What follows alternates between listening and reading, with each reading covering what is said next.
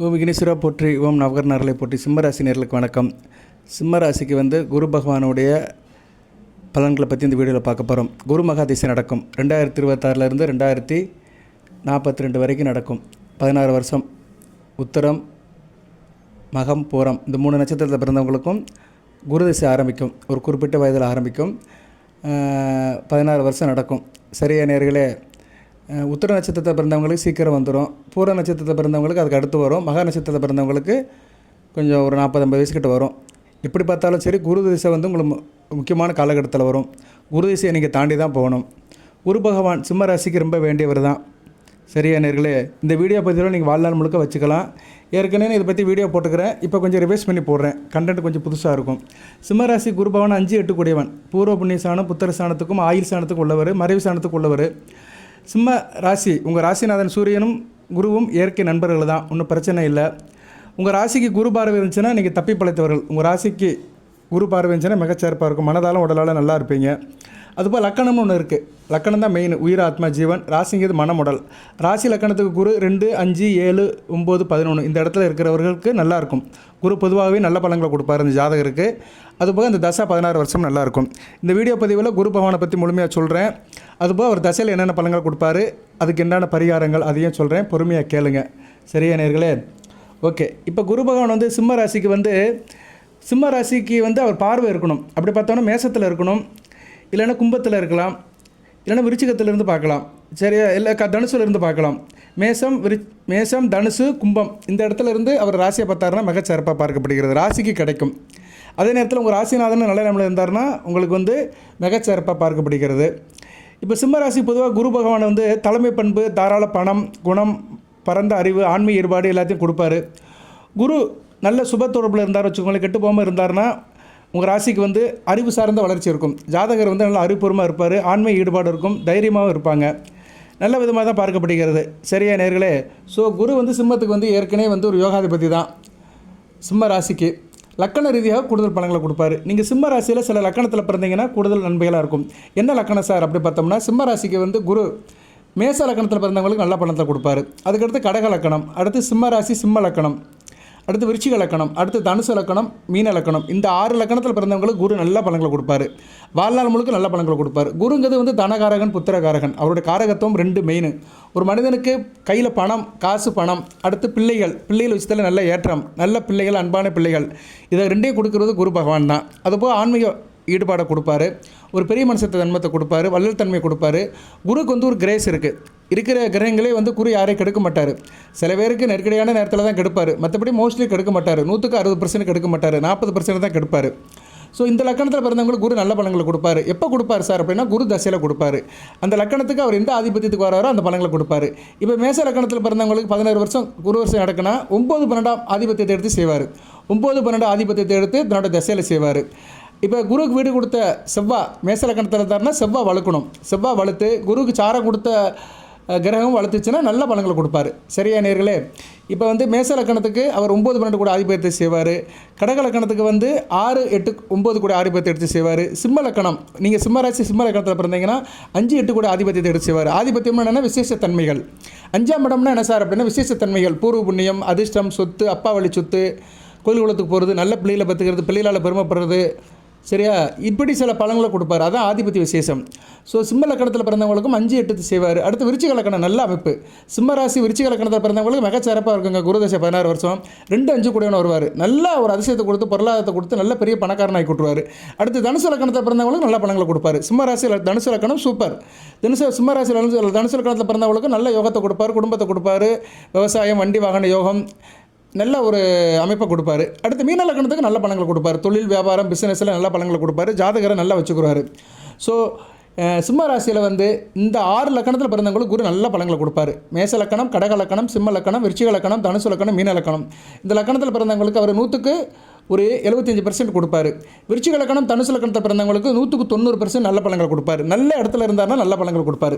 நான் உதாரணத்துக்கு சொல்கிறேன். இப்போ நீங்கள் விருச்சிக லக்கணத்தில் பிறந்திருக்கிறீங்க. விருச்சிக லக்கணத்தில் பிறந்தவங்களுக்கு குரு எங்கே சார் இருக்கணும்? 2ஆம் இடம் தனுசில் இருக்கணும்.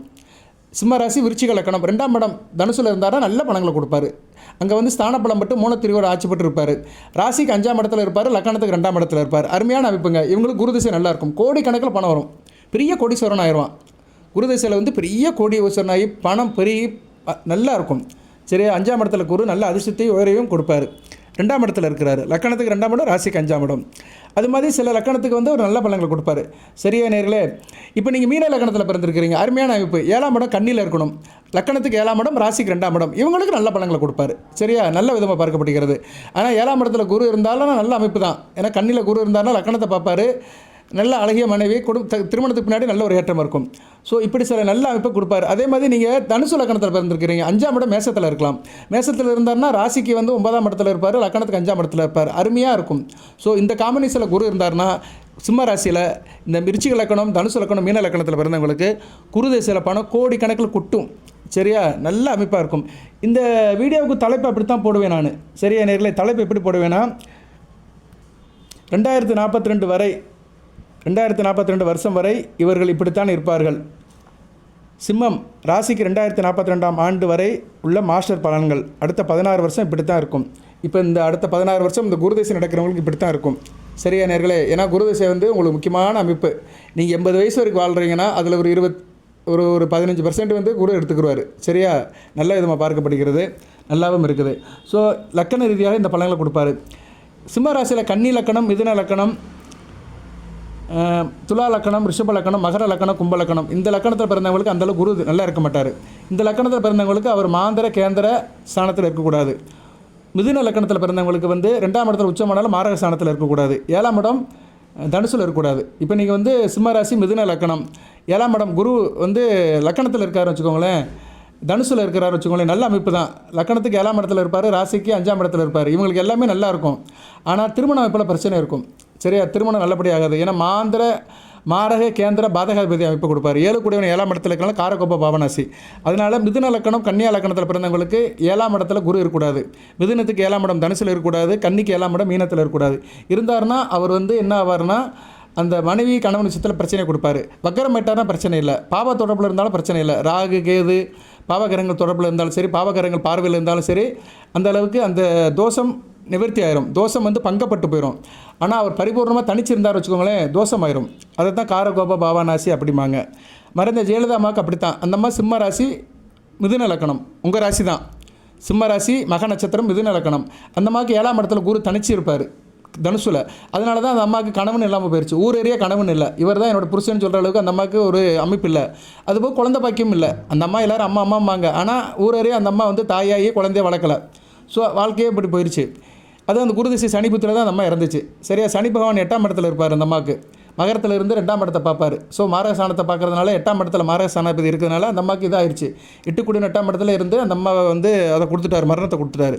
ஸோ ஜெயலலிதாவுக்கு வந்து அந்த அம்மாவுக்கு வந்து குருதிசை வந்து ஒரு ஏற்றத்தை கொடுத்துச்சு. 2016 மறுபடியும் முதலமைச்சர் ஆச்சு. ஆனால் அந்த வருஷத்தில் இறந்து போயிடுச்சு. சரியா, மே மாதம் முதலமைச்சராகி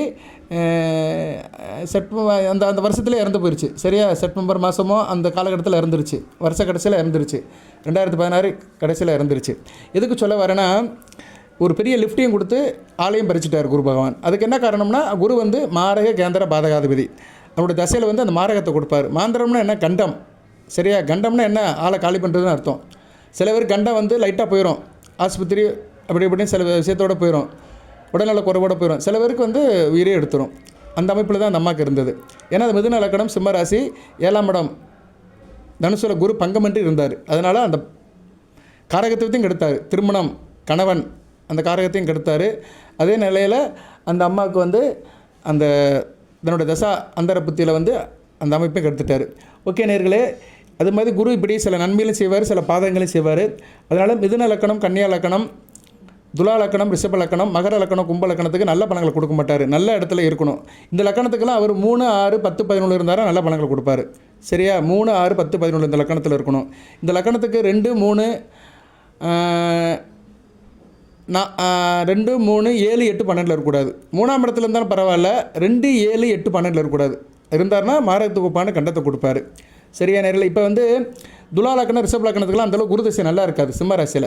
சரியா, துலா லக்கணம் ரிஷப லக்கணத்துக்குலாம் நல்லா இருக்காது. கன்னி லக்கணம் மிதுன லக்கணத்துக்கு நிபந்தனைக்கு உட்பட்டு இருக்கும். மகர லக்கணத்துக்கு அந்த அளவுக்கு நல்லா இருக்காது. துலாம் ரிஷபம் மகரம் இந்த 3 லக்கணத்துக்குமே குரு திசை நல்லா இருக்காது. இவங்க தான் கஷ்டப்படுவாங்க.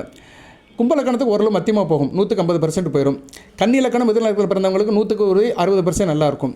ரொம்ப மோசமாக யாருக்கு சார் இருக்கும் அப்படின்னா சிம்ம ராசியில் வந்து ரிஷப லக்கணம், துலா லக்கணம், மகர லக்கணம் இந்த 3 லக்கணத்தை பிறந்தவங்களுக்கு குரு திசை சுத்தமாக நல்லா இருக்காது. இவங்களுக்கு தான் அந்த வீடியோ ரொம்ப முக்கியமாக இருக்கும். ரைட் நேர்களே, இப்போ குரு பகவானுடைய அமைப்பை சொல்லிட்டேன். குருவுக்கு வந்து ஸ்தான பலம் எங்கே இருந்தால் ஆட்சி பெறுவார்னா தனுசு மீனத்தில் அவருக்கு வந்து ஸ்தான பலம்.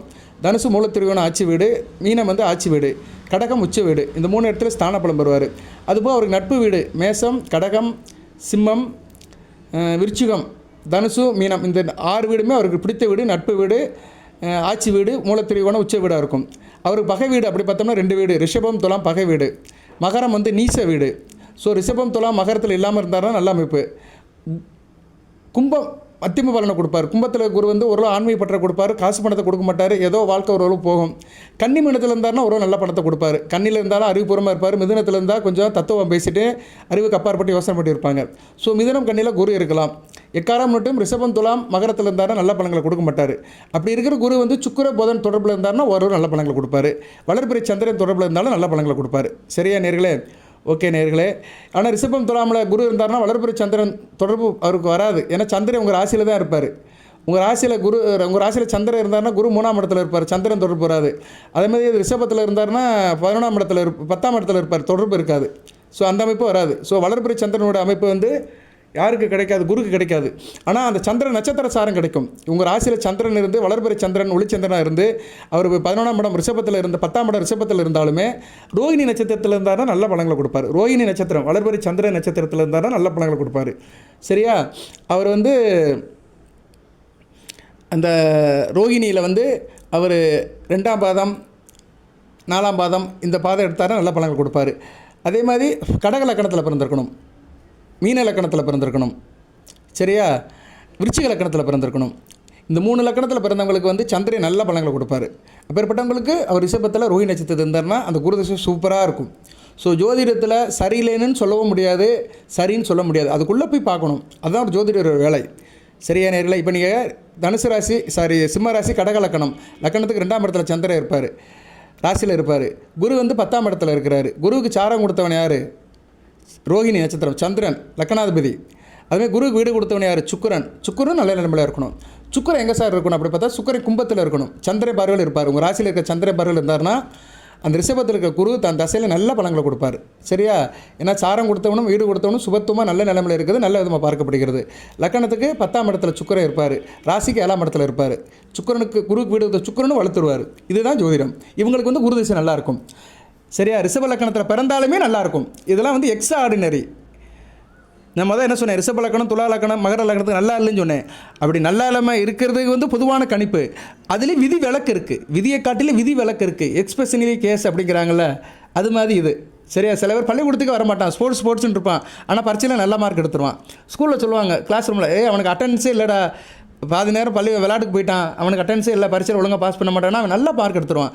ஏன்னா அவன் வந்து பள்ளிக்கூடத்துக்கு வராமலே படித்து அவனுக்கு ஒரு ஜென்ரல் நாலேஜ் இருக்கும், அதை வச்சு பாஸ் பண்ணிவிட்டு நல்ல மார்க் ஸ்கோர் பண்ணிட்டு போயிடுவான்.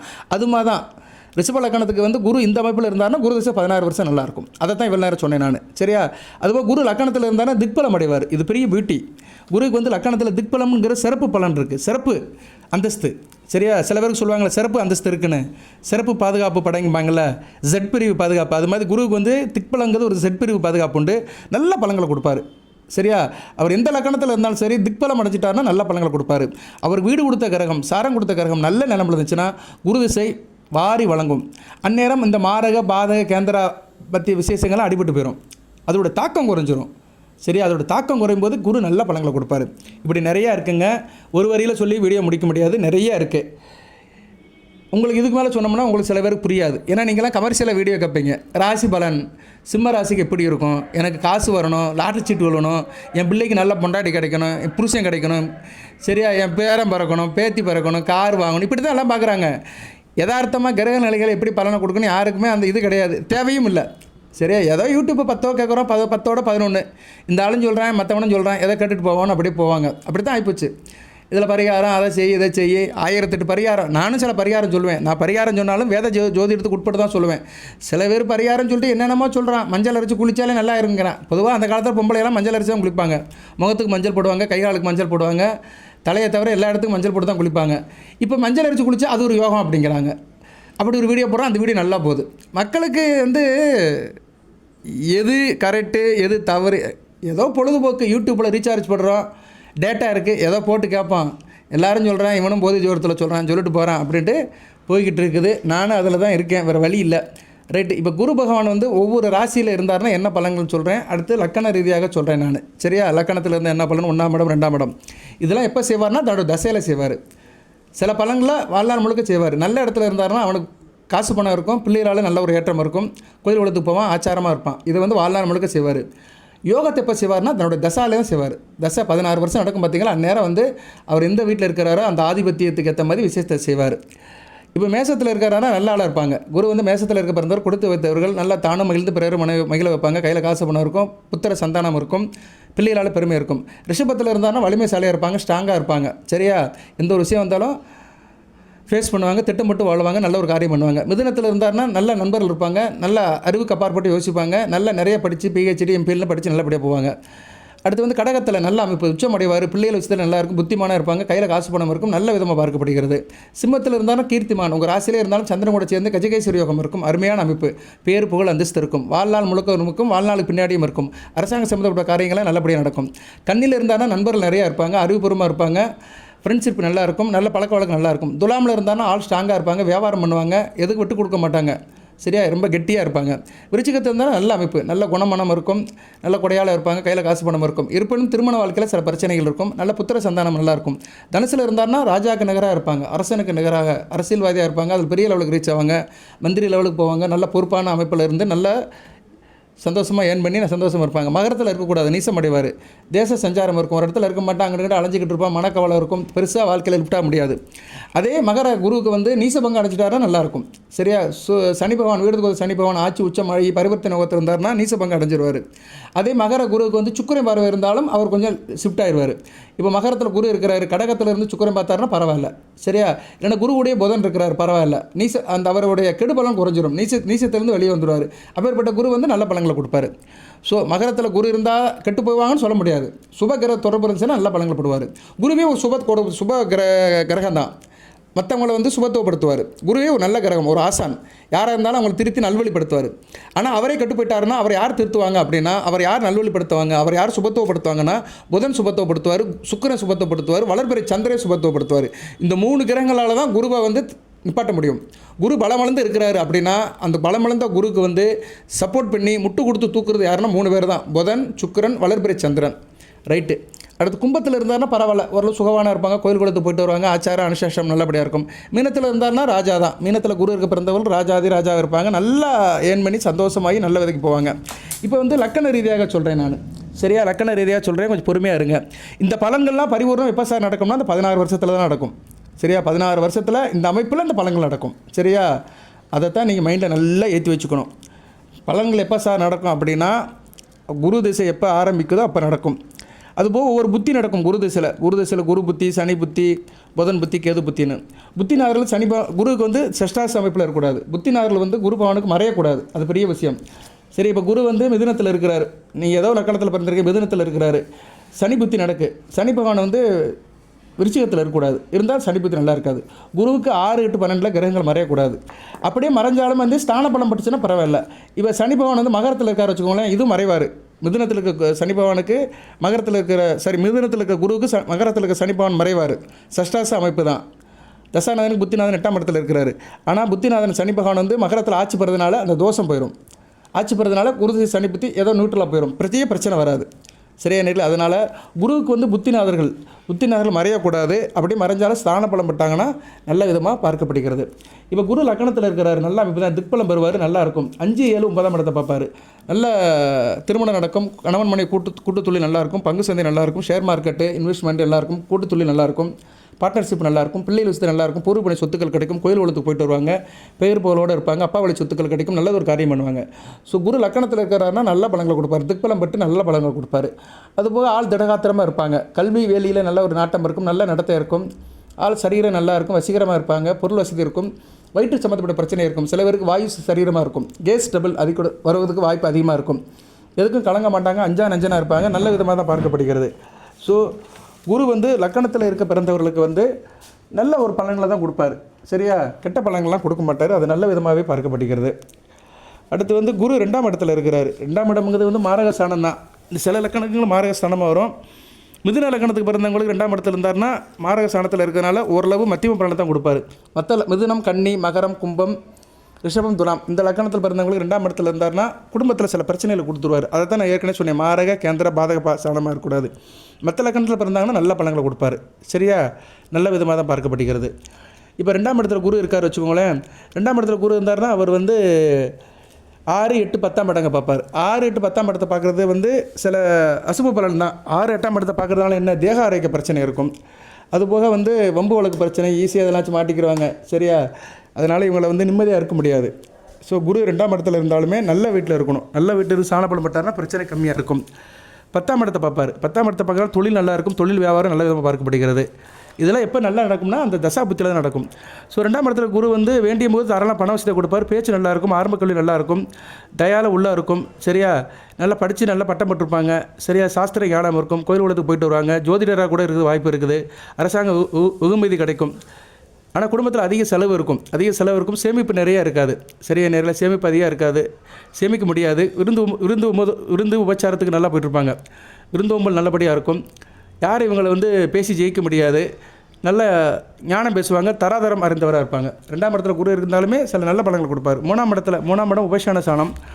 3ஆம் இடத்துல குரு இருந்தார்னா 7, 9, 11ஆம் இடத்தை பார்ப்பார், நல்ல அமைப்பை பார்ப்பார், சரியா? நல்ல விசேஷம் தான். 3ஆம் இடத்துல இருக்கிறது ஒரு வகைக்கு நல்லதான். சிக்கனமாக இருப்பாங்க. 3ஆம் இடத்துல குரு இருக்கிற ஆள் ரொம்ப சிக்கனமாக இருப்பாங்க. நண்பர்கள் நல்லவராக அமைக்க மாட்டாங்க, சரியா? நண்பர் விஷயத்தில் இவங்களுக்கு பெருசாக வெற்றி கிடைக்காது. பெரியவரோட ஆதரவு இருக்கும், நினைத்த காரியத்தை நினைத்தபடி முடிப்பாங்க, சரியா? மனைவி பேச்சை கேட்பாங்க, கணவனா மனைவி பேச்சை கேட்பாங்க, மனைவினா கணவன் பேச்சை கேட்பாங்க. இதெல்லாம் எப்போ சார் நடக்கும்னா அந்த 16 வருஷத்தில் தான் நடக்கும். நல்லா மனசில் ஏற்றி வச்சுக்கோங்க, சரியா? அதுக்காக தான் நான் கொஞ்சம் விழுந்து பேசுகிறேன். குரு திசை நடக்கிறவங்களுக்கு இது ஒரு வரப்பிரசாதமாக இருக்கும்.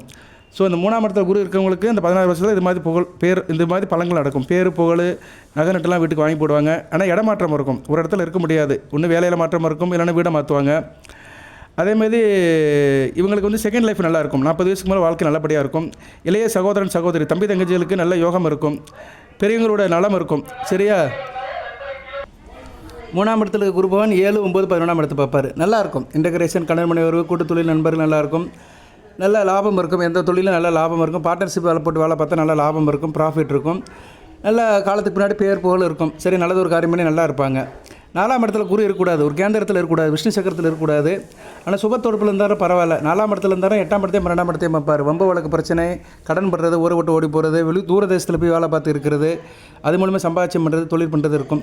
இருப்பினும் தொழில் வியாபாரம் நல்லபடியாக இருக்கும். இவங்களுக்கு வாகன யோகம் இருக்கும், வண்டி வாகன யோகம் இருக்கும். அதனால் ட்ராவல்ஸ் டிரான்ஸ்போர்ட் வைக்கலாம், அந்த பிஸ்னஸ் பண்ணலாம், இன்சூரன்ஸ் வைக்கலாம். நல்லா படிச்சிருப்பாங்க, உயர்கல்வி படிச்சிருப்பாங்க, நல்லா படித்து பெரிய லெவலுக்கு போவாங்க, சரியா?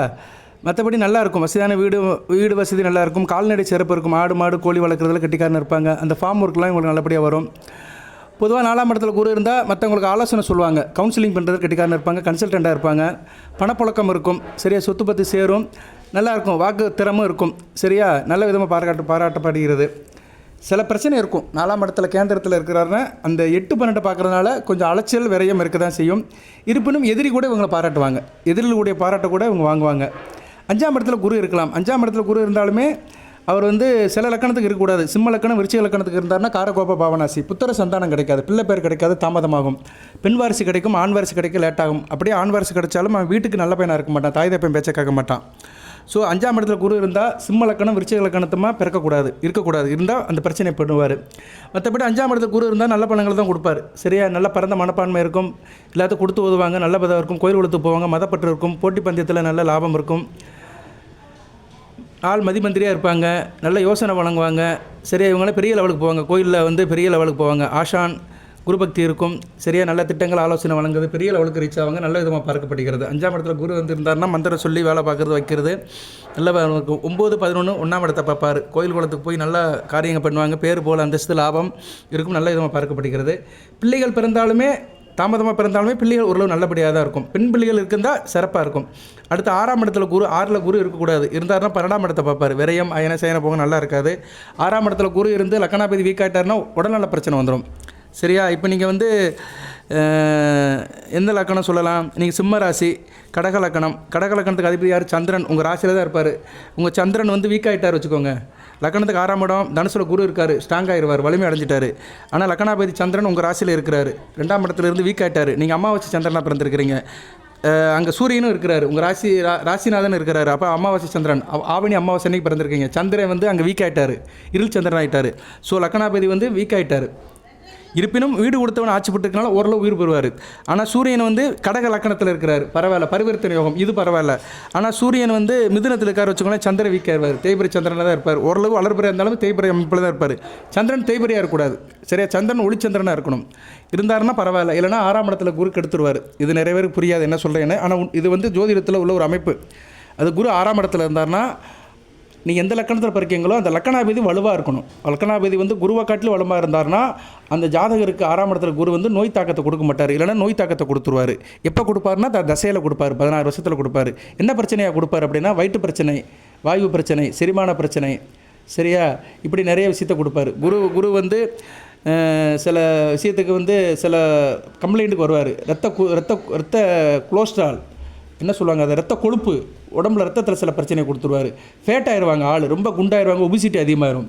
இதெல்லாம் குரு கொடுப்பாரு. சில பேர் பாருங்கள் குண்டு உருண்டு அப்படியே போயிட்டு இருப்பாங்க, ஆளை பார்த்தாலே இருக்கும், சரியா? அப்படியே இந்த உசலமணி மாதிரி இருப்பாங்க, போண்டாமணி மாதிரி இருப்பாங்க. அவங்களுக்கெல்லாம் குரு வந்து உடம்பை மாட்டியிருப்பார். அதனால் உடல் தடிமன் ஆயிரும், ஒபிசிட்டி அப்படிம்பாங்க இங்கிலீஷில். ஆனால் 6ஆம் இடத்துல இருந்தார் வச்சுக்கோங்களேன், அவர் எந்தெந்த இடத்த பார்ப்பார்? 10, 12, 2ஆம் இடத்தை பார்ப்பார். 12ஆம் இடத்தை பார்க்கறனால என்ன, தூரதேசம் போய் தொழில் பண்ணி வீட்டுக்கு பணத்தை அனுப்புவாங்க. உடல்நலத்தை பார்த்துக்கணும். ஸோ 6ஆம் இடத்துல குரு இல்லாமல் இருக்குது நல்லதான்.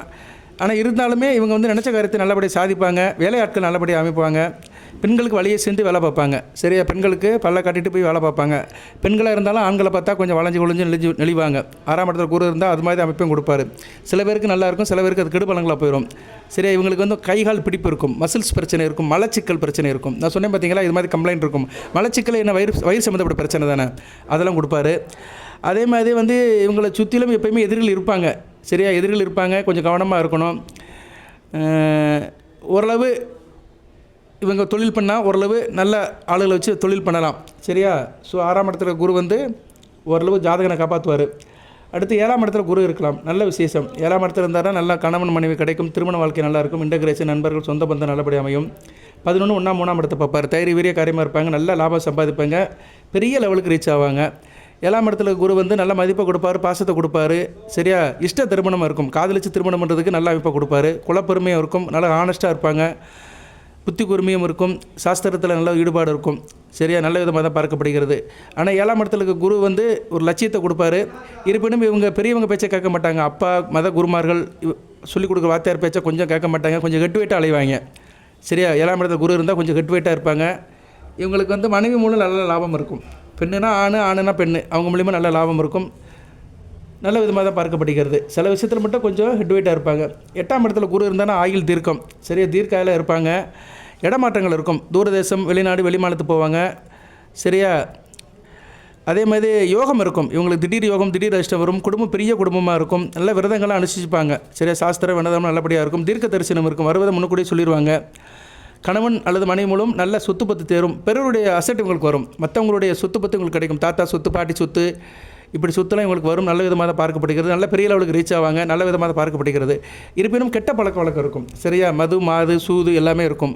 ஆணுனா பெண்ணு, பெண்ணுனா ஆண், சகவாசம் இருக்கும், நல்லா சரக்கு அடிப்பாங்க, ஆல்கஹால் எடுப்பாங்க, மாமிசம் சாப்பிடுவாங்க, அதெல்லாம் கொஞ்சம் இந்த கெட்ட பழக்க வழக்கம்லாம் இருக்கும். முன்கோபமும் இருக்கும், வெகுஜன தொண்டராக இருப்பாங்க, மக்கள் மத்தியில் நல்லா பேர் சேர்த்து போட்டு மக்களுக்கு நல்ல ஹார்ட் ஒர்க் பண்ணுவாங்க.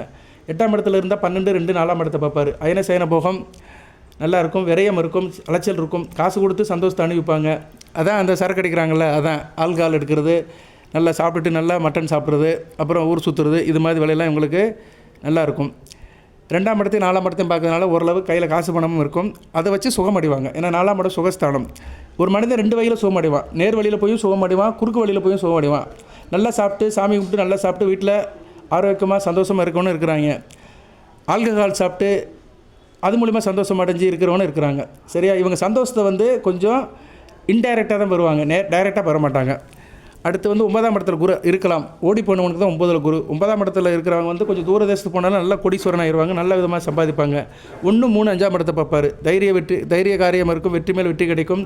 இளைய சகோதர விஷயத்தில் நல்லாயிருக்கும், பிள்ளைகள் விஷயத்தில் நல்லாயிருக்கும், ஆள் நல்லா இருப்பாங்க, நல்ல விதமாக பார்க்கப்படுது. கையில் காசு பணம் இருக்கும், தகப்பனுக்கு நல்லா இருக்கும், நல்ல காஸ்ட்லியான கார் வண்டி வாங்கி வைப்பாங்க. இவங்களுக்கு நிஷப யோகம்ங்கிற புதையல் யோகம் கிடைக்கும். சரியா? திடீர் தன யோகம், புதையல் யோகம். இப்போல்லாம் புதையல் யோகம் கிடைக்காது. சில பேருக்கு லாட்டரி சீட்டு இதெல்லாம் விழுறதுக்கு வாய்ப்பு இருக்கும். திடீர் அதிர்ஷ்டத்தால் பெரிய லெவலுக்கு போவாங்க. தெய்வத்தோட அனுக்கிரகம் இருக்கும், தெய்வ கடாட்சியம் இருக்கும், மகாலட்சுமி யோகம் இருக்கும். அந்த பாக்கியலட்சுமி யோகம் பரிபூர்ணமாக இருக்கும். நல்ல அமைப்பு, சுபிட்சமாக இருப்பாங்க. சரியா? 9ஆம் இடத்துல குரு இருக்கிறவர்கள் வந்து நல்ல விதமாக தான் பார்க்கப்படுகிறது, நல்லாயிருக்கும்.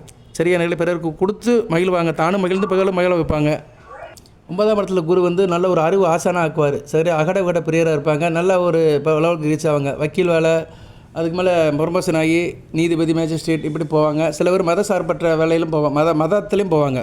மத குருமார், ஃபாதர் இப்படி போகிறதுக்கெல்லாம் வந்து நல்ல அமைப்பாக பார்க்கப்படுகிறது. ஸோ 9ல் குரு இருக்கிறது நல்ல அமைப்பு தான். 10ஆம் இடத்துல குரு இருக்கக்கூடாது, ஒரு பெருங்கேந்திரத்தில் இருக்கக்கூடாது. விஷ்ணு சக்கரத்தில் இருந்தாருன்னா தொழிலில் சில பிரச்சனைகளை கொடுப்பாரு. தசையில் வந்து சரியில்லைன்னு வச்சுக்கோங்களேன், தொழிலில் வந்து வீழ்ச்சியை கொடுத்துருவார். 6ஆம் இடத்தை பார்க்கறதுனால கடன் கப்பு வாங்குவாங்க. சரியா? இருப்பினும் ஜாதகர் வந்து கண்ணியமாக இருப்பார், சாந்தமாக இருப்பார், தத்துவார்த்தை பேசுவார், இசைஞாட்டம் இருக்கும். சரியா? மியூசிக் டேரக்டர் இருந்தாலும் நல்லா டியூன் போடுவார், பாட்டு போடுவார், நல்லா இருக்கும். விசேஷ பட்டங்கள் இருக்கும். விசேஷ பட்டங்களில் நிறைய பேர் வாங்குறாங்க, கௌரவ பட்டங்கள் வாங்குவாங்க.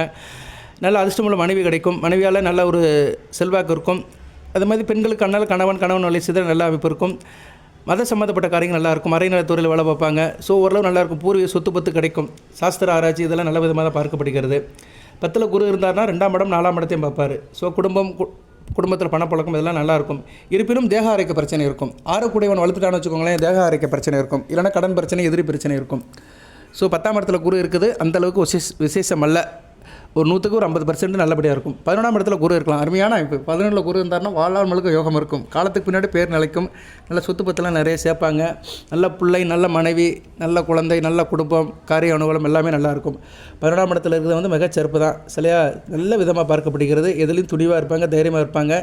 தொட்ட காரியம் அனைத்திலும் வெற்றி வெற்றி வெற்றி வெற்றி நல்லா இருக்கும். நல்ல விதமாக பார்க்கப்படுகிறது. 11ஆம் இடத்துல குரு இருக்குது, மிகச்சிறப்பு தான்.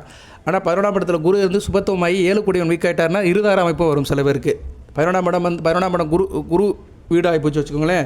11ஆம் இடம் உங்களுக்கு வந்து இப்போ குரு வீடு. அப்படின்னா நீங்கள் எந்த லக்கணத்தில் பிறந்தீங்க? கும்ப லக்கணத்தில் பிறந்திருக்கிறீங்க. சிம்ம ராசி கும்ப லக்கணம். 11ஆம் இடத்துல வந்து குரு இருக்கிறார், ஆட்சி பெற்று இருக்கிறாரு. கும்ப லக்கணத்துக்கு 7 கூடியவன் யார்? சூரியன், உங்கள் ராசிநாதன். சூரியன் கெட்டு போயிட்டார் வச்சுக்கோங்களேன். 7 கூடியவன் கட்டு 11 கூடியவன் வளர்த்துட்டாருன்னா அவங்களுக்கு இருதார யோகம் இருக்கும். சரியா? சூரியன் கெட்டு போயிடுவார். ராகு பிடியில் இருக்கார் வச்சுக்கோங்களேன், முடிஞ்சு போச்சு. சூரியன் வந்து உங்கள் ராசிக்கு 2ஆம் இடத்துல இருக்கிறாரு. அப்போ லக்கணத்துக்கு 8ஆம் இடத்துல இருப்பார். சரியா? ராகு பிடியில் இருக்கிறாரு. சூரியன் வந்து கிரகணம் ஆகிட்டார் வச்சுக்கோங்க. சூரியனுக்கு வீடு கொடுத்த புதனும், கன்னி ராசிக்கு உண்டான புதனும் கெட்டு போயிட்டாருன்னா சூரியன் டோட்டலாக அவுட். அப்போ கும்ப லக்கணத்துக்கு 7 கூடியவன் வந்து கிரகணத்தில் அவுட் ஆகிட்டானா இவங்களுக்கு எப்படி ஆகும்னா முதல் தாரம் நிற்காது, 2ஆவது தாரத்தில் நல்லபடியாக இருப்பாங்க. ஏன்னா குரு 11ஆம் இடத்துல வளர்த்துட்டார். 11ஆம் இடங்கிறது இருதாரம். அந்த காம திரிகோணத்தில் 3, 7, 11. சரியா? இது ஒரு சூத்திரம் இருக்குது. அதுபடி குரு 11ஆம் இடத்துல இருந்தாலுமே சில பேருக்கு 2 தாரம் இருக்கும். பெரிய பணக்காரன் மிட்டாமராசெல்லாம் பாருங்கள் 2 தாரம் வச்சுருப்பாங்க. அந்த காலத்தில் இருக்கும். பண்ணையார் பழைய படத்தெல்லாம் பார்த்தீங்கன்னா அவர் வருவார், பெரிய இதில் தான் வருவார், பைக்கில் வருவார். அவருக்கு 2 தாரம் இருக்கும். அப்படியே அவர் அப்படியே அந்த மல்லு வீட்டு மீனர் மாதிரி ஜிப்பாக போட்டுக்குருவார், பட்டு வேட்டி கட்டி செண்டு அடித்து அந்த அந்தரை அடிச்சுக்கிடுவார், அத்தரை அடிச்சுக்கிட்டு அப்படி வாடகை கட்டிக்கிட்டு அப்படிலாம் பழைய படத்துலலாம் பார்த்துருப்பீங்க. அப்படிலாம் ஏன் காட்டுறாங்கன்னா அப்படிலாம் இருக்குது. அவங்களுக்கெல்லாம் 11ஆம் இடத்துல குரு இருப்பார். காசு பணம் இருக்கும், வயக்காடு வயல்வெளி எல்லாம் இருக்கும். 1க்கு 2 ஒய்ஃபும் இருக்கும். சரியா? வீட்டில் இருக்கிற அம்மா வந்து உடம்பு முடியாமல் லுக்குன்னு இருமிட்டு இருக்கும். ஒரு வீட்டில் வந்து வெளியே ஒன்று நல்லா வச்சுக்கிடுவார். இதெல்லாம் உண்டு. வேத ஜோதிடத்தில் இதுக்கு இடம் இருக்குது. 11ஆம் இடத்துல குரு வந்து அதை செய்வார். 5ஆம் இடத்துல இருந்தாலும் செய்வார். 5ஆம் இடத்துல இருந்தாலும் 11ஆம் இடத்தை பார்ப்பார்.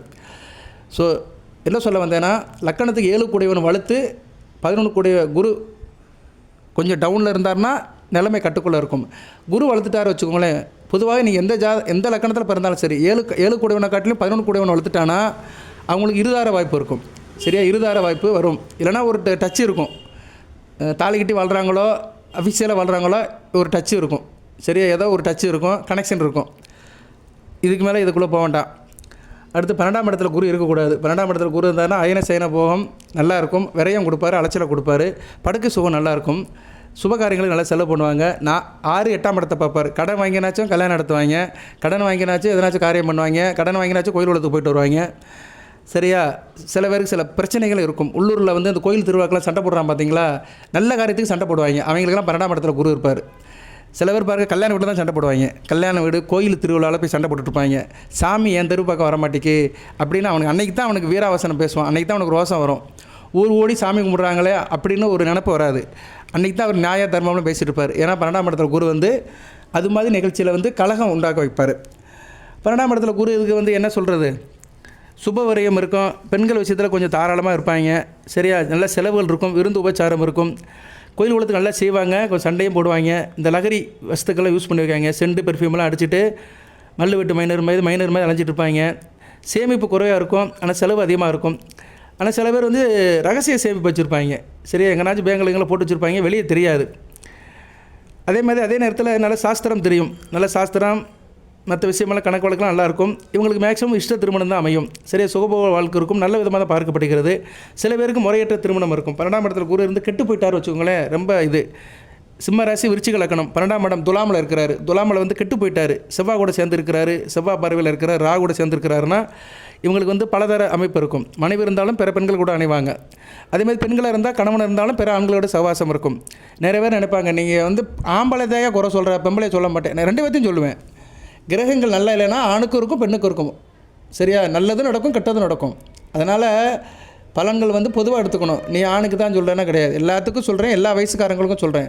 60 வயசு ஆணும் தப்பு பண்ணுறான். இன்றைக்கி நிறைய பேப்பரில் பார்க்குறோம். 60 வயசு கிழமை வந்து சின்ன பிள்ளையை போய் பாலியல் வன்கொடுமை பண்ணுறான், டிவியில் எல்லாம் பார்க்குறோம். பாலியல் வன்கொடுமை, சின்ன பிள்ளைகளை போய் துன்புறுத்துறது, ஹராஸ்மெண்ட் பண்ணுறது. சரியா? அந்த பிள்ளையை வந்து டார்ச்சருக்கு ஆளாக்குறது, செக்ஸ் ஃபீலிங்கை கொடுக்குறது 60 வயசு கிழமை தான் செய்கிறான்.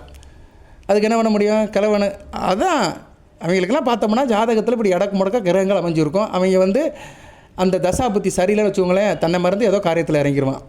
சரியா? இப்படி தான் தவறு நடக்கிறது. காரணம் வந்து அவனுடைய ஜாதக அமைப்பு தான், அதைத்தான் விதின்னு சொல்கிறோம். சரியா? ஸோ 12ஆம் இடத்துல குரு கெட்டு போயிட்டாருன்னா இது மாதிரி அமைப்புகள் இருக்கும். ஓகே நேயர்களே, இப்படி நிறைய சொல்லிட்டு போகலாம். சொல்ல நேரம் தான் அதிகமாகும். ஓரளவு சொல்லிட்டேன், நான் குரு பகவானை பற்றி ஓரளவு சொல்லிட்டேன். இப்போ தசாபுத்திக்கு வருவோம். இதே 36 நிமிஷம் ஆகிப்போச்சு. குரு திசை நடக்கிறதுனாலே பொதுவாக நீங்கள் யாரை கும்பிடணும்னா தட்சிணாமூர்த்தியை தான் கும்பிடணும், அல்லது குரு பகவானை கும்பிடணும். குரு திசை நடக்கனா சிவன் கோயிலில் உள்ள தட்சிணாமூர்த்தி தெற்கு பக்கம் இருப்பார், அவரை கும்பிடணும். இல்லைனா நவக்கரங்களை குரு வடக்கு பக்கம் இருப்பார், அவரை கும்பிடணும். குரு பகவான் வேறு, தட்சிணாமூர்த்தி வேறு. நீங்கள் என்ன பண்ணணும்னா வேலைக்கிழமை வந்து யானைக்கு சாப்பாடு கொடுக்கலாம், பசுமாட்டுக்கு வந்து பொரிகடலை கொடுக்கலாம், பொரிகடலை உருண்டை கொடுக்கலாம். அதுபோக குரு பகவானுக்கு வந்து கொண்டக்கடல் மாலை சாத்தலாம், மஞ்சள் கொடுக்கலாம், மஞ்சள் கலர் பூ கொடுக்கலாம், மஞ்சள் கலர் வஸ்திரம் சாத்தலாம், துணி சாத்தலாம். ஏழை எளியவர்களுக்கு உதவி பண்ணலாம், பெரியவங்களுக்கு உதவி பண்ணலாம், பள்ளிக்கூட ஆசிரியர் ரிட்டையர்ட் டீச்சருக்கு உதவி பண்ணலாம், மத குருமார்களுக்கு உதவி பண்ணலாம். ஸோ இது மாதிரி காரியம் பண்ணிங்கன்னா மிகச்சிறப்பாக இருக்கும். குரு திசை மிகச்சிறப்பாக இருக்கும். குரு திசை குரு புத்தி ஓரளவு சுமாராக இருக்கும். தனதிசை சனது புத்தி நல்லா இருக்காது. இருப்பினும் குரு திசை குரு புத்தி வந்து நல்லா இருக்கும். அந்த காலகட்டத்தில் நீங்கள் என்ன பண்ணணும்னா வேலைக்கிழமை தோறும் பசுமாட்டுக்கு பொரிகடலை உருண்டை கொடுங்க, பசுமாட்டுக்கு சாப்பாடு கொடுங்க. சரியா? நல்ல விதமாக பார்க்கப்படுகிறது. இல்லைன்னா கொண்டக்கடலையை ஊற வச்சு அந்த கடலையை நீங்கள் என்ன பண்ணலாம் அவிச்சு பசுமாட்டும் கொடுக்கலாம், இல்லைனா கடலை ஊற வச்சு தண்ணியும் கொடுக்கலாம். சரியா? அந்த தண்ணியை பசுமாட்டு கொடுத்தாலும் குடிச்சிக்கிறோம். அந்த கடலையை நீங்கள் சமைச்சு சாப்பிட்டுக்கலாம். அந்த கடலையில் வந்து நூல் கோர்த்து மஞ்சள் கலர் நூலை கோர்த்து அந்த கடலையை வந்து தட்சிணாமூர்த்திக்கும் போடலாம். கடலையை ஊற வச்சு தண்ணியை பசுமாட்டு கொடுத்துட்டு அந்த கடலை மஞ்சள் கலர் நூலில் கோர்த்து சாமிக்கும் போடலாம், கோயிலில் உள்ள தட்சிணாமூர்த்திக்கும் போடலாம், குரு பகவானுக்கும் போடலாம். அடுத்து குரு திசை சனி புத்தி, இது சுமாராக இருக்கும். சனி பகவான் நல்ல நிலைமையில் இருக்கணும், இல்லைன்னா கொஞ்சம் பிரச்சனை இருக்கும். சரியா? நல்ல ஹார்ட் ஒர்க் பண்ணுவாங்க, நல்ல உத்தியோகமாக இருக்கும், நியாயம் நீதி நேர்மைன்னு இருப்பாங்க. குரு திசை சனி புத்தி நடக்கும்போது சிவனை வழிபாடு பண்ணணும். சிவன் கோயிலில் உள்ள குரு தட்சிணாமூர்த்தி வழிபாடு பண்ணிட்டு காலபைரவர் வழிபாடு பண்ணிங்கன்னா மிகச்சிறப்பாக இருக்கும். வியாழக்கிழமை தோறும் காக்காக்கு வந்து நல்லெண்ணெய் சாதம் ஊற்றி கொடுக்கணும். சரியா? சாதத்தில் நல்லெண்ணெய் ஊற்றி கொடுத்தீங்கன்னா குரு திசை சனி புத்தி நல்லாயிருக்கும். பிறருக்கு உதவி பண்ணணும். சரியா? ஏழை எளியவருக்கு உதவி பண்ணணும், ஊனமுட்டவர்களுக்கு ஊனமுட்டவர்களுக்கு உதவி பண்ணணும். அடுத்து குரு திசை பதன் பற்றி நல்லாயிருக்கும். கோதானம் பண்ணணும், பசுமாட்டுக்கு வந்து சாப்பாடு கொடுக்கணும், கோயிலுக்கு வந்து பசுமாடு கூட வாங்கி கொடுக்கலாம். ஏழை மாணவர்களுக்கு உதவி பண்ணணும், படிப்பு செலவுக்கு பணம் கொடுக்கணும், அவங்களுக்கு நோட்டு புத்தகம் பேனா பென்சில் வாங்கி கொடுக்கலாம். அதே நேரம் பசுமாட்டுக்கு அகத்திக்கீரை வாங்கி கொடுக்கலாம். வியாழக்கிழமை தோறும் பசுமாட்டுக்கு வந்து பாசிப்பருப்பு சாதம் கொடுக்கலாம்.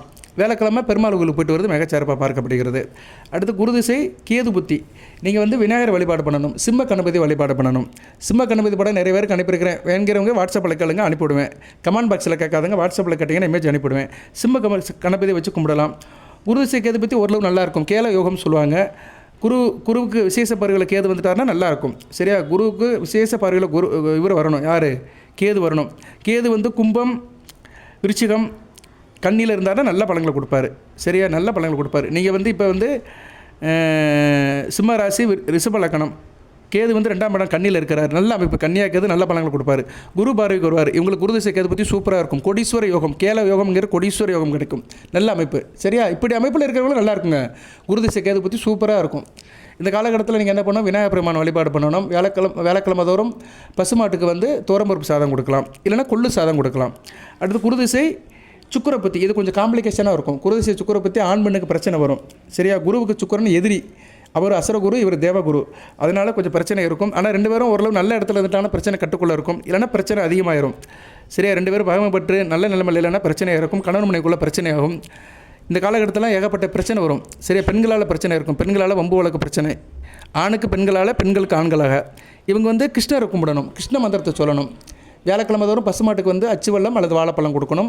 கிருஷ்ணன் கோயிலுக்கு அடிக்கடி போயிட்டு வரணும். வியாழக்கிழமை கிருஷ்ணன் கோயிலுக்கு போயிட்டு வந்தாங்கன்னா மிகச்சிறப்பாக இருக்கும். கிருஷ்ண மந்திரத்தை சொல்லணும். ஹரே ராம ஹரே ராம ராம ராம ஹரே ஹரே, ஹரே கிருஷ்ணா கிருஷ்ண கிருஷ்ண ஹரே ஹரே. அந்த கிருஷ்ண மந்திரத்தை சொன்னாங்கன்னா குருதிசை சுக்கரை பற்றி நல்லாயிருக்கும். கண்ணன் படத்தை வீட்டில் வாங்கி வைக்கணும். கண்ணன் படத்தை டெய்லி பார்க்கணும். நந்தகோபால நவநீத ஜோரா தாமரை கண்ணா ஸ்ரீஹரி அப்படின்னு சொல்லிட்டே வந்தீங்கன்னா மிகச்சிறப்பாக இருக்கும். அடுத்து குருதிசை சூரிய பற்றி இது நல்லாயிருக்கும். ஏன்னா ராசிநாதன் வராரு புத்தியில், சூரியன் வராரு சிம்ம ராசிக்கு. அதனால் குருதிசை சூரிய பற்றி நல்லாயிருக்கும். நல்ல விதமாக பார்க்கப்படுகிறது. குருதிசை சூரிய பற்றி நடக்கும்போது சிவனை கும்பிடுங்க, சிவன் கோயிலுக்கு போங்க. அதே மாதிரி சூரிய நமஸ்காரம் பண்ணுங்கள். வியாழக்கிழமை தோறும் பசுமாட்டுக்கு ரொட்டி அல்லது பிஸ்கட் கொடுங்க. நல்ல விதமாக பார்க்கப்படுகிறது. நான் கொஞ்சம் சுருக்கமாக தான் சொல்கிறேன். நிறைய சொன்னோம்னா ஒரு நாள் முழுக்க சொல்லலாம். சாயந்தரம் வரைக்கும் வீடியோ சொல்லிட்டு இருக்கலாம். அது நம்மளோட நோக்கம் இல்லை. இதுவே நிறைய பேருக்கு போர் அடிக்கும். என்னடா இருந்தாலும் ரப்பர் மாதிரி இருக்கிறானுன்னு. இன்றைக்கி எல்லாம் ரீல் கேட்குறாங்க. ரீல்ஸு 2 நிமிஷம் நியூஸ் தான், ரீல்ஸ் தான். சரியா? ரீல்ஸில் அப்படி இப்படி போட்டோம்னா எல்லாத்துக்கும் பிடிக்குது. நம்ம நீட்டு முழங்கினோம்னா பிடிக்க மாட்டேங்குது. பிடிக்கதோ பிடிக்கலையே நான் சொல்லுவேன். என் கடன் பணி செய்து கிடைப்பது. நான் சொல்லிக்கிட்டு தான் இருப்பேன். பார்க்குறவன் அவன யோகம். இதை பார்த்து திருந்தவன் யோகசாலி. ஒருத்தர் நல்லது நடக்கணும்னா நம்ம வீடியோ பார்ப்பாங்க. ஆனால் நல்லது நடக்கலான்னா வேறு எதாவது பார்த்துட்டு போவாங்க. கமர்ஷியலாக அதை பார்ப்பேன், இதை பார்ப்பேன், சினிமாவை பார்க்குறேன், தலைவனை பார்க்குறேன், அதை பார்க்குறேன், இதை பார்க்குறேன்னு போவான். ஒரு 40 வயசுக்கு மேலே தான் தெரியும். 40 வயசுக்கு மேலே தான் அவனுக்கு வழி வரும். அப்போல்லாம் அந்த நடிகரே இருக்க மாட்டேன், அவனும் இருக்க மாட்டேன், எல்லாம் வயசாகி போயிடுவானுங்க. 40 வயசில் பொறுப்பு வரும்போது தான் ஆஹா கல்யாணம் ஆயிடுச்சு, 2 பிள்ளையே இருக்குது, இன்னும் என்ன செய்யலான்னு ஜால்ரா போட்டுட்ருப்பாங்க, ஜிங்குன்னு போட்டுட்ருப்பாங்க. இதெல்லாம் இப்போயே கேட்டான்னு வச்சுக்கோங்களேன். 25 வயசில் கேட்டானா 40 வயசில் எல்லாம் இருப்பாங்க. ஏன்னா இதெல்லாம் இருக்க போய் தான் இவ்வளோ தூரம் பேசிகிட்டு இருக்கேன். இல்லாத ஒன்றும் வரவே வராது. இன்னும் லட்சம் வருஷம் ஆனாலும் ஜோதிடம் இருக்கும். கோயில் இருக்கோ, சாமி இருக்கோ, ஆனால் கிரகங்கள் இருக்கும். இந்த பூமிங்கிறது ஒரு கிரகம். இந்த பூமியை சுற்றி 8 கிரகங்கள் இருக்குது. 9 கிரகங்களோட தாக்கம் பூமியில் இருக்கும். இது ஒரு வைப்ரேஷன். நல்ல வெயில் அடித்தா எப்படி மழை பெய்யுதோ அது மாதிரி இது ஒரு வைப்ரேஷன். இயற்கை. இந்த இயற்கை என்றைக்குமே இருக்கும். ஜோதிடம் வந்து ஒரு இயற்கை. சில பேர் ஜோதிடம்னா கோயில் ஓலத்துக்கு போகிறது, சாமியை கும்பிட்டு நினைக்கிறேன். அப்படி இல்லை. ஜோதிடம் வந்து ஒரு இயற்கை. Science, maths and science, reflection and attraction, ஒளி பிரதிபலிப்பு அன்று கிரகங்களோட ஈர்ப்பு. நிறைய பேருக்கு புரியாது. சரியா? இந்த ரோட்டில் போகிறவனுக்குலாம் இதெல்லாம் புரியாட்டி போகுது. குருதிசை சூரிய புத்திக்கு அந்த வழிபாடு பண்ணுங்கள். அடுத்து குருதிசை சந்திர புத்தி. கிரிவலம் வரணும். காளியம்மன், துர்க்கையம்மனை கும்பிடணும். பெண்களுக்கு நல்லா உதவி பண்ணணும். பசுமாட்டுக்கு பச்சரி சாதம் கொடுக்கணும். வியாழக்கிழமை தோறும் பசுமாட்டுக்கு பச்சரி சாதத்தை தயிர் ஊற்றி கொடுத்தா நல்லாயிருக்கும். அதே மாதிரி கிரிவலம் வரணும். பௌர்ணமிக்கு கிரிவலம் வரணும். அம்மனை கும்பிடணும். ஆக்ரோஷமான அம்மனை கும்பிடணும். அடுத்து வந்து குருதிசை செவ்வாய் பற்றி நல்லாயிருக்கும். சரியா? குருதிசை நல்லா இருக்கும். குருமங்கள யோகம். திருச்செந்தூர் முருகனை வழிபாடு பண்ணணும். பொதுவாக குருதிசை நடக்கும்போது திருச்செந்தூர் முருகன் வீட்டில் இருக்கணும். சிம்மராசியில் பிறந்தவங்க வீட்டில் பொதுவாக திருச்செந்தூர் முருகன் வீட்டில் இருக்கணும். ஏன்னா ரொம்ப முக்கியம். சிம்மராசி வந்து சூரியனோட வீடு. சிவன் தாண்டி மகனாக பிறந்தாண்டி. அந்த சிவபெருமான் தான் மகனாக பிறந்திருக்கிறாரு. சூரசம்ஹாரனை பிறந்ததே சிவன் தான். சூரசம்ஹாரம் பண்ணதே வந்து சிவனுடைய மைந்தன் தான். சூரபத்மன் அழைச்சதே நெற்றிப்புட்டிலிருந்து வந்தார். முருகனுடைய நோக்கமே வந்து கெடுதல் அழிக்க பிறந்தார். கொடுமையை அழிக்க பிறந்தவன் தான் குமரன். அந்த குமர கடவுள் திருச்செந்தூர் முருகனை கும்பிட்டிங்கன்னா மிகச்சிறப்பாக இருக்கும். ஸோ குருதிசை செவ்வாய் பற்றி நடக்கிறவங்க திருச்செந்தூர் கோயிலுக்கு போயிட்டு வரலாம். பொதுவாக குருதிசை நடக்கும்போது திருச்செந்தூருக்கு போயிட்டு வரணும். ஏன்னா முருகன் அங்கே மேதா தட்சிணாமூர்த்தியாக இருக்கிறாரு. 39 தேவர்களுக்குமே ஞானத்தை வழங்குறாரு. தாப்பனை கும்பிடுறாரு. பஞ்சலிங்கத்தை கும்பிட்டுட்டு தான் அவர் வந்து சூரபத்மனை வதம் பண்ணுறாரு. விரதம் இருக்கிறார். தெய்வமே விரதம் இருக்குது திருச்செந்தூரில். அதனால தான் சஷ்டி விரதம் அனுஷ்டிக்கப்படுகிறது. ஸோ அப்பேற்பட்ட முருகப்பெருமான் படத்தை நீங்கள் வச்சு கும்பிடணும். குருதிசை நடக்கும்போது வீட்டில் முருகப்பெருமான் படத்தை பார்த்துக்கிட்டே இருக்கணும், கும்பிட்டுக்கிட்டே இருக்கணும். அதுபோல் குருதிசை சபாபத்திலையும் முருகநாமத்தை சொல்லணும். கந்தசை கவசம் படிக்கணும். அடுத்து வந்து குருதிசை ராகு பற்றி அதோடு முடிஞ்சு போயிடும். குருதிசை ராகு பற்றி கொஞ்சம் நல்லா இருக்காது. ராகு நல்ல நிலமையில் இருந்தார்னா ஓரளவு பரவாயில்ல. இல்லைன்னா ராகு பற்றியில் கொஞ்சம் வறுத்து எடுக்கும். சரியா? இதுக்கு திலகோமம் பண்ணணுமாங்க. பித்திருக்களுக்கு வந்து தர்ப்பணம் கொடுக்கணும், திலகோமம் பண்ணணுமாங்க. ராமேஸ்வரம் போயிட்டு வரணும். திலகோமம் பண்ணுறீங்களோ இல்லையோ, ராமேஸ்வரத்துக்கு ஒரு தடவை போயிட்டு வந்து கடலில் குளித்து ராமநாத சுவாமியும் எங்கள் அம்மா பர்வதவர்த்தினியும் கும்பிட்டிங்கன்னா மிகச்சிறப்பாக இருக்கும். நல்ல விதமாக பார்க்கப்படுகிறது. ஏழையவர்களுக்கு உதவி பண்ணலாம், பித்திருக்களுக்கு உதவி பண்ணலாம், அமாவாசை விரதம் இருக்கலாம். தாய் தப்பம் இல்லாதவங்க தான் இருக்கணும். தாய் தப்பம் இருக்கிறவங்களாம் அமாவாசை விரதம் இருக்கக்கூடாது. அம்மா இருக்காங்க, அப்பா இல்லைன்னா இருக்கலாம். சரியா? ஸோ இது மாதிரி நீங்கள் அனுஷ்டிக்கணும். அமாவாசை தோறும் காக்காவுக்கு சாப்பாடு வைக்கணும். சில நல்ல காரியம் பண்ணிங்கன்னா நல்லாயிருக்கும். பௌர்ணமி அன்னைக்கு காளியம்மன் துர்க்கையம்மனை கும்பிடலாம். ஏன்னா ராகுபுத்தி நடக்குது அல்லவா. பசுமாட்டுக்கு வேலைக்கிழமை எள்ளு சாதம் கொடுக்கலாம், இல்லைனா நல்லெண்ணெய் ஊற்றி கொடுக்கலாம். இல்லை சார் இல்லைனா உளுந்த வடை கொடுக்கலாம், உளுந்த பருப்பு சாதம் கொடுக்கலாம். சரியா? இப்படி ஏதோ ஒன்று ரெண்டும் செஞ்சீங்கன்னா நல்ல விதமாக பார்க்கப்படுகிறது. குருதிசை ராகுபுத்தி நல்லாயிருக்கும். நான் வந்து சுருக்கமாக தான் சொல்லியிருக்கிறேன். இன்னும் நிறைய இருக்குது. குருதிசை ராகுபுத்திக்கே ஒரு நாள் முழுக்க பேசலாம். ஏன்னா ராகு வந்து டூப்ளிகேட் கிரகம். எந்த இடத்துல எப்படி இருக்காரோ அதுக்கேற்ற மாதிரி தான் செய்வார். இதை வச்சுக்கிட்டு இதுதான் குருதிசைக்கு நடக்குன்னு நினைக்கக்கூடாது. நான் வந்து கொஞ்சம் போல தான் சொல்லியிருக்கிறேன். கடல் தண்ணி உப்பு கரிக்கும். அது நீங்கள் ஒரு சொட்டு எடுத்து வாயில் வச்சாலும் உப்பு கரிக்கும். ஒரு குடத்தை குடித்தாலும் சரி உப்பு கரிக்கும். அந்த உப்பு மாறவே மாறாது. அது மாதிரி பலன்கள் வந்து மாறவே மாறாது. நான் கொஞ்சம் சாம்பியலாக சொல்லியிருக்கிறேன், கொஞ்சம் சேர்த்து சொல்லியிருக்கிறேன், அவ்வளோதான். இன்னும் நிறையா சொல்லலாம், டைம் இல்லை. ரைட் நேர்களே, இப்போ குருவை பற்றி ஓரளவு சொல்லிட்டேன். சிம்ம ராசிக்கும் சொல்லியிருக்கிறேன், லக்கண ரீதியாக சொல்லியிருக்கிறேன். அவருடைய ஸ்தான பலம், எந்தெந்த வீட்டில் இருந்தால் என்ன, அவருடைய பார்வையில் படுற இடம், நல்லது கெட்டது, சாதக பாதகங்கள், தசாபுத்தி பலன்கள், வழிபாடு, பரிகாரம் சொல்லியிருக்கிறேன். உங்களுக்கு எது சந்தேகம்னா கமெண்ட் பாக்ஸில் கேளுங்க. சார் நான் இந்த லக்கணம் எனக்கு குருதிசை நடக்குது, அதில் இந்த புத்தி நடக்குது, என்ன பரிகார வழிபாடுன்னு கேளுங்க. நான் வந்து உங்களுக்கு வந்து பரிகார வழிபாடு தான் சொல்லுவேன். சரியா? இதில் சொல்லாதது கூட சிலது சொல்லுவேன், வித்தியாசமாக சொல்லுவேன். பலன்கள்லாம் சொல்ல முடியாது. பலன்கள் சொல்லணும்னா ஜாதகம் பார்க்கணும். சும்மா நான் 1962 பிறந்தேன், என்னோடய டேட் ஆஃப் பர்த் இந்த டயத்தில் பிறந்தேன், எனக்கு எப்படி இருக்குன்னு சொல்லுங்கன்னா அதெல்லாம் பார்க்க முடியாது. அதெல்லாம் ஜாதகத்தை எடுத்து பார்க்கணும். ஒரு ஜாதகம் பார்க்க 1.5 மணி நேரம் ஆகும். சரியா? ஒரு ஜாதகத்தை நல்லா பார்த்து பலன் சொல்ல 1.5 மணி நேரம் ஆகும். அதுக்கு நீங்கள் தனிப்பட்ட முறையில் வாட்ஸ்அப்பில் அனுப்பி பணம் கட்டினீங்கன்னா நல்லபடியாக பார்த்து கொடுப்பேன். பொதுவாக கேட்குறது வந்து நீங்கள் தசாபுத்தி கேட்டிங்கன்னா அதுக்கு பரிகாரம் பலன் சொல்லுவேன். சரியா? பரிகாரம் வழிபாடு சொல்லுவேன். அது வந்து கமெண்ட் பாக்ஸ்லேயே ஃப்ரீயாக சொல்லிடுவேன். வாழ்த்துக்கள் நேயர்களே. குருதிசை நடந்துச்சுன்னா ஜாதகத்தை காட்டுங்க. சரியா? பக்கத்தில் இருக்க ஜோசியர்கிட்ட காட்டுங்க. 16 வருஷத்துக்கு கொஞ்சம் செலவு பண்ணுறா தப்பு கிடையாது.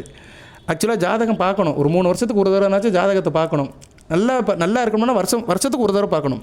வருஷத்துக்கு ஒரு தடவை கோச்சாரத்தில் குரு எங்கே இருக்கிறாரு, 12ஆம் இடத்துல இருக்கிறாரு.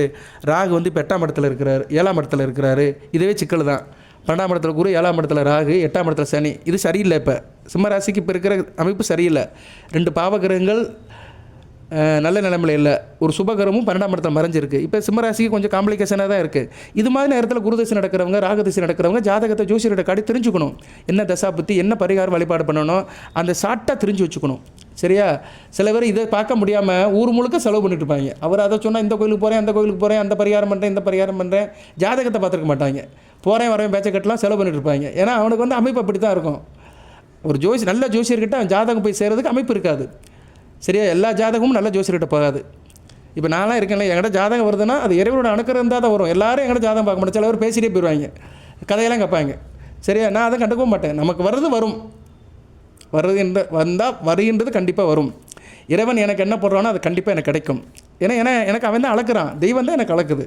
சரியா? நான் என்ன தான் யூடியூப்பில் பேசினாலும் சரி, ஜாதகம் பார்த்தாலும் சரி, ஜாதகம் எழுதி கொடுத்தாலும் சரி, என்ன பண்ணாலும் சரி, இறைவன் எனக்கு இன்றைக்கி என்ன படி அளக்குன்னு நினைக்கிறாரோ அது கண்டிப்பாக எனக்கு கிடைக்கும் என்ற நம்பிக்கையுடன் இந்த வீடியோ நிறைவு பண்ணுறேன். உங்களுக்கும் கிடைக்கும்.